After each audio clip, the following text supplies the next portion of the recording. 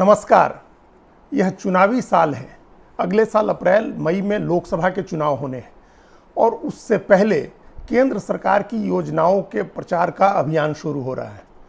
विकसित भारत के नाम से संकल्प यात्रा निकलनी है और उस बात को लेकर के इतनी चर्चा हो रही है। चर्चा इसलिए हो रही है क्योंकि जो संकल्प यात्रा निकलेगी और भारत सरकार की योजनाओं का प्रचार होगा, उसे ज़्यादा से ज़्यादा लोगों तक पहुंचाने का जो अभियान चलेगा, उसमें आईएएस अधिकारियों की भूमिका बनाई गई है। मुख्य रूप से उनकी भूमिका होगी। इसके लिए पूरे देश में रथ यात्रा निकलनी है और उस रथ यात्रा के इंचार्ज आईएएस अधिकारी होंगे।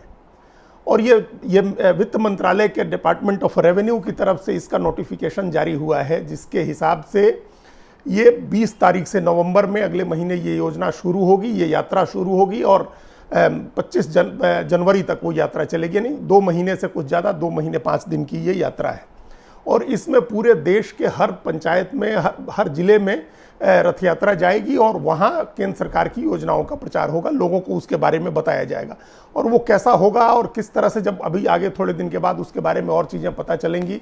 और जब यात्रा निकलेगी तब पता चलेगा कि वो रथ किस तरह के हैं, उस रथ पर किसकी किसकी तस्वीरें लगी हैं, उस रथ पर किन योजनाओं का जिक्र किया गया, उसमें जो एलईडी लगेंगे उसमें क्या चल रहा है, क्या क्या चीज़ें बताई जाएंगी और उसका और क्या क्या मकसद होगा, ये अभी आने वाले दिनों में पता चलेगा। लेकिन अभी इस बात को लेकर के विवाद हो रहा है कि भारत सरकार की योजनाओं के प्रचार का काम आईएएस अधिकारी क्यों करेंगे।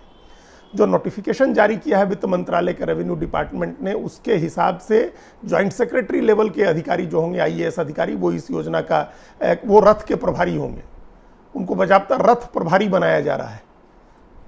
अब ये आमतौर पर पहले रथ यात्रा निकलती थी, वो राजनीतिक अभियान होता था, पॉलिटिकल पार्टीज की रथ यात्रा निकलती थी और ऐसी कई रथ यात्राओं के इंचार्ज प्रधानमंत्री नरेंद्र मोदी खुद रह चुके हैं अपने राजनीति के शुरुआती दिनों में।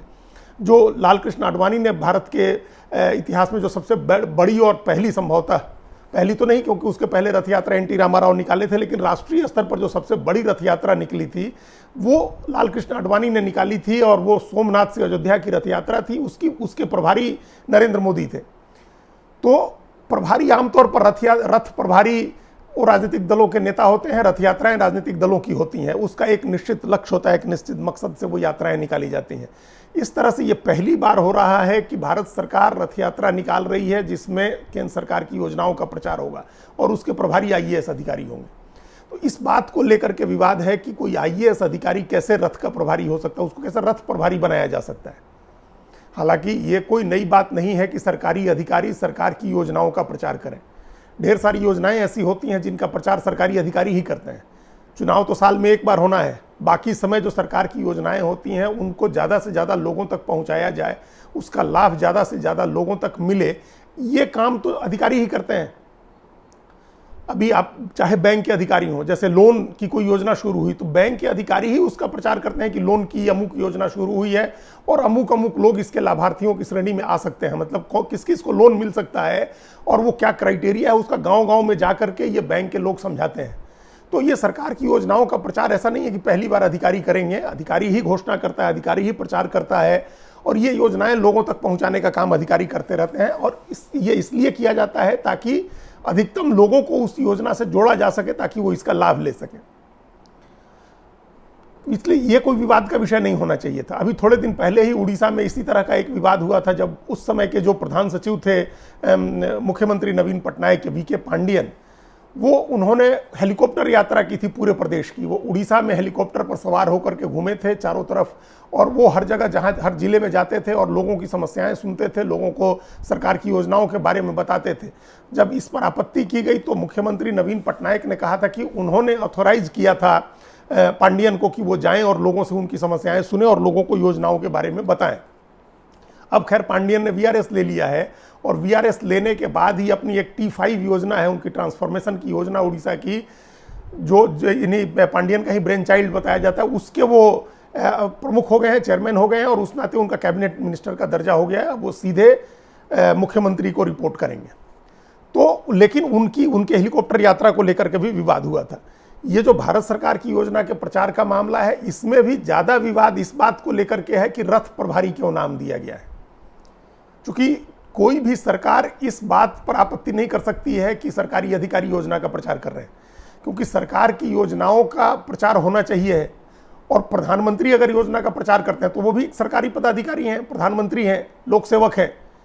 तो जब प्रधानमंत्री कर सकता है प्रचार, मुख्यमंत्री कर सकता है, कोई मंत्री कर सकता है, तो कोई अधिकारी भी कर सकता है। इसमें ऐसा कोई उसके सर्विस रूल में उसको बार नहीं किया गया है कि वो सरकार की योजना का प्रचार नहीं करेगा।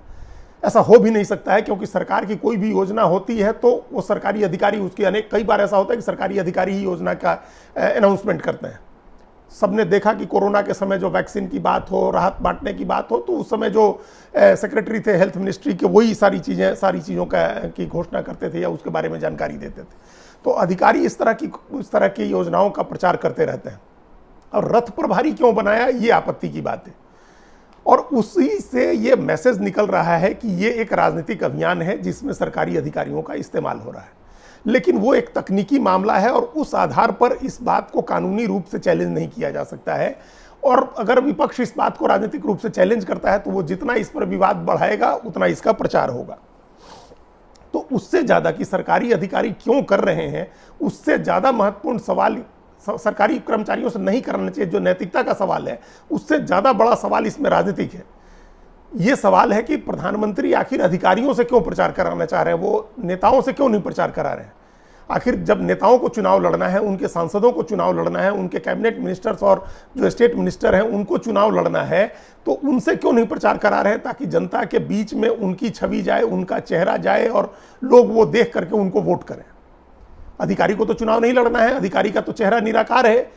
जो ज्वाइंट सेक्रेटरी जिस जिले में जाएगा, रथ यात्रा जाएगी, वहां के लोग तो उस ज्वाइंट सेक्रेटरी को तो याद नहीं रखेंगे, क्योंकि उस ज्वाइंट सेक्रेटरी को लड़ना भी नहीं है चुनाव वहां। तो ये अधिकारी से कराने के बजाय से करा रहे हैं, नेताओं से कराने की बजाय। इसके पीछे क्या गणित है, इसके पीछे क्या राजनीति है, क्या सोच है? तो इसके पीछे की जो सोच समझ में आती है वो ये है कि सारी रथ यात्राएं जो जाएंगी हर जिले में, 700 से ज्यादा जिलों में, उसमें सिर्फ और सिर्फ प्रधानमंत्री का चेहरा दिखाया जाएगा। सिर्फ प्रधानमंत्री नरेंद्र मोदी की उपलब्धियों की बात होगी। मंत्रालय चाहे जिसके हों, चाहे जिस मंत्रालय की योजना हो, जिस योजना के बारे में प्रचार होगा उसका श्रेय प्रधानमंत्री नरेंद्र मोदी को दिया जाएगा। ये एक तरह से कह सकते हैं कि अध्यक्षीय प्रणाली की तरह चुनाव प्रचार की तैयारी हो रही है। अध्यक्षीय प्रणाली में सब कुछ राष्ट्रपति होता है, सारे फैसले उसके होते हैं, उसको चुनाव लड़ना होता है सीधे। यहाँ प्रधानमंत्री को सीधे चुनाव नहीं लड़ना है। लेकिन जिस तरह की राजनीति अभी थोड़े दिन से देखने को मिल रही है, उसमें ऐसा लग रहा है कि हर सीट पर प्रधानमंत्री खुद चुनाव लड़ेंगे। जो चुनाव लड़ रहे हैं उन चेहरों का कोई मतलब नहीं होगा। जब विधानसभा चुनाव में प्रधानमंत्री ने जाकर के कहा राजस्थान में कि कोई चेहरा नहीं है पार्टी का, कमल का फूल जो है, कमल छाप जो है, वो निशान भाजपा का वही चेहरा है, उसी चेहरे पर वोट देना है। तो ये रणनीति लोकसभा चुनाव के लिए भी होगी। प्रधानमंत्री का चेहरा होगा, प्रधानमंत्री का पद। प्रधानमंत्री कौन? तो नरेंद्र मोदी। और नरेंद्र मोदी की पहचान क्या है? कमल का फूल है। तो ये एक चेहरे के इर्द गिर्द सारा नैरेटिव बनाना है। अगला चुनाव ये तय मानना चाहिए। वैसे पिछले दो चुनाव भी लोकसभा के प्रधानमंत्री के चेहरे पर ही लड़े गए, लेकिन अगर आप उसको बारीकी से देखें, सांसदों की सूची और सांसदों के चेहरे, तो जो 14 में जीते थे उसके मुकाबले 19 में ज़्यादा निराकार चेहरे आए, ऐसे चेहरे जिनकी अपनी कोई निजी पहचान नहीं थी। और 24 के चुनाव में उस तरह के चेहरे और बढ़ जाएंगे, जो निराकार होंगे, जिनकी अपनी कोई पहचान नहीं होगी, जिनका कोई मजबूत जनाधार नहीं होगा। वो सिर्फ चुनाव लड़ेंगे और प्रधानमंत्री का चेहरा कमल का फूल लेकर के वो जनता के बीच में जाएंगे। तो प्रधानमंत्री का चेहरा इस्टेब्लिश करना है ताकि अगले चुनाव में सिर्फ और सिर्फ उन्हीं का प्रचार हो।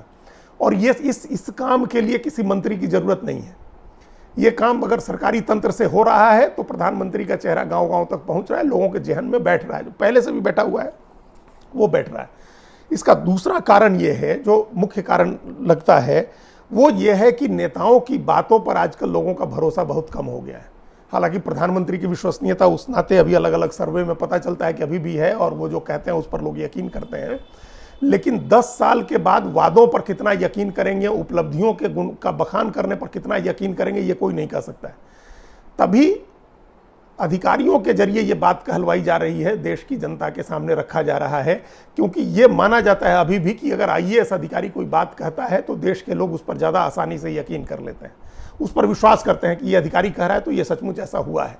तो ये अगर भारत सरकार के अधिकारी जनता के बीच में जा करके और उपलब्धियां बताते हैं, ये बताते हैं कि सरकार ने कितना काम किया है, कितने लोगों को इसका लाभ मिला है, और लोग अगर जिनको लाभ नहीं मिला है वो कैसे इसका लाभ ले सकते हैं, तो इससे से ज़्यादा लोगों को जोड़ा जा सकेगा। तो ये दो चीज़ें हैं, एक तो प्रधानमंत्री का चेहरा इस्टेब्लिश करना है कि तमाम जो उपलब्धियां हैं वो प्रधानमंत्री नरेंद्र मोदी की वजह से है, ये मोदी है तो मुमकिन है कि नारे का विस्तार है, और दूसरा अधिकारियों के जरिए ये बात कहलवा करके उसकी विश्वसनीयता बढ़ानी है, जनता को उसका यकीन दिलाना है।